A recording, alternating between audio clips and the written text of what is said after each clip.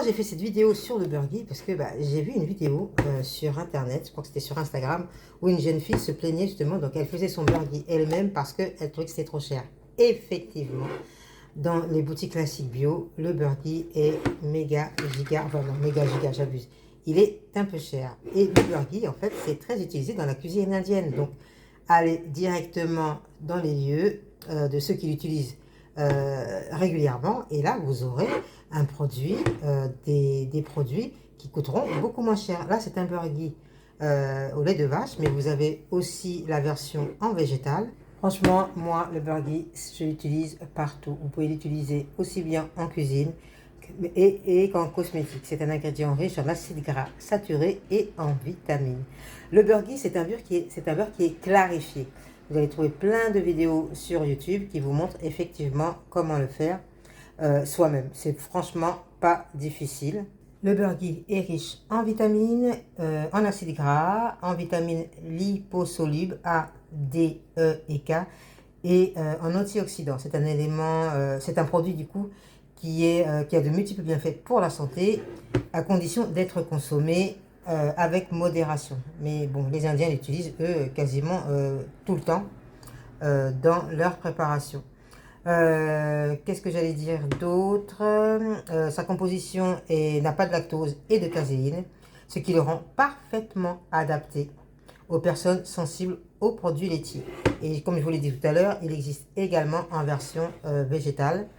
Donc voilà. Le beurre ghee est composé à 99,8% de beurre par rapport aux autres corps gras qui sont vendus dans le commerce qui eux contiennent de l'eau. Et à haute température, il ne noircit pas. Du coup, ça en fait un produit alimentaire qui est bénéfique et qui n'est pas cancérigène. Par ailleurs, grâce à sa forte teneur en vitamine A, le ghee contribue à la santé des yeux, de la peau et des os.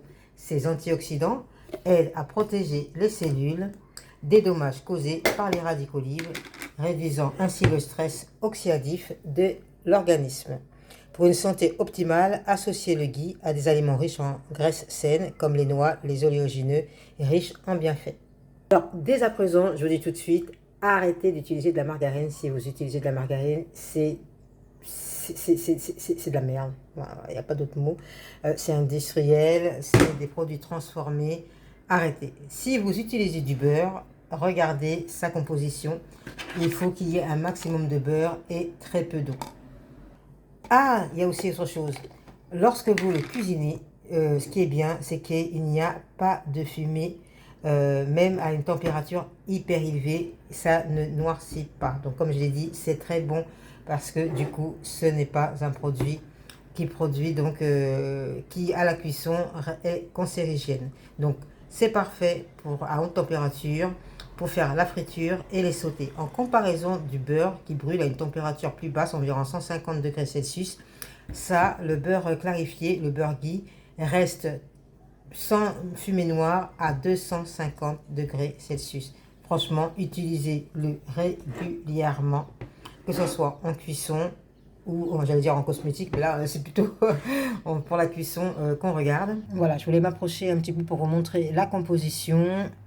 Voilà, je ne sais pas si vous voyez, Butterfly, juste ici, là 99,8%. Il n'y a quasiment pas d'eau, ce qui en fait un élément gras à 100% qui est du bienfait pour le corps. Donc, vraiment, utilisez-le. J'allais oublier de dire qu'il s'utilise aussi bien cuit que cru. Vous pouvez l'utiliser pour le tartiner. Son goût, franchement, c'est super bon. C'est un petit goût très doux avec un petit arrière-goût de noisette. Moi, j'adore mettre une petite noisette du beurre de ghee quand je fais ma purée. Parce que ça, ce petit goût là, c'est très très bon. Moi j'adore le beurre à la base. Hein. Donc franchement, quand j'ai découvert le beurre ghee, j'étais absolument ravie. Pour le conserver, le ghee, le pur ghee, n'a pas d'eau. Donc du coup, il peut se conserver à n'importe quel endroit, à température ambiante. Il n'a pas besoin d'être particulièrement dans un endroit froid comme au réfrigérateur. Et vous pouvez donc le stocker pendant des mois. Il n'y a aucun souci. Il ne va pas se détériorer comme le beurre. Voilà. Pourquoi vous devriez l'apprécier? Parce que le beurre ghee est parfait pour la digestion. Le ghee est facile à digérer et aide à stimuler les fonctions intestinales. Il est parfait pour la santé cardiaque, bien que riche en graisse saturée. Le ghee, lorsqu'il est consommé avec modération, peut aider à réguler les triglycérides et soutenir les fonctions cardiaques qui sont saines. Comme vous l'avez compris, il est très fort en teneur vitamine A et E. Donc le ghee hydrate et nourrit la peau, aidant à maintenir son élasticité et son éclat.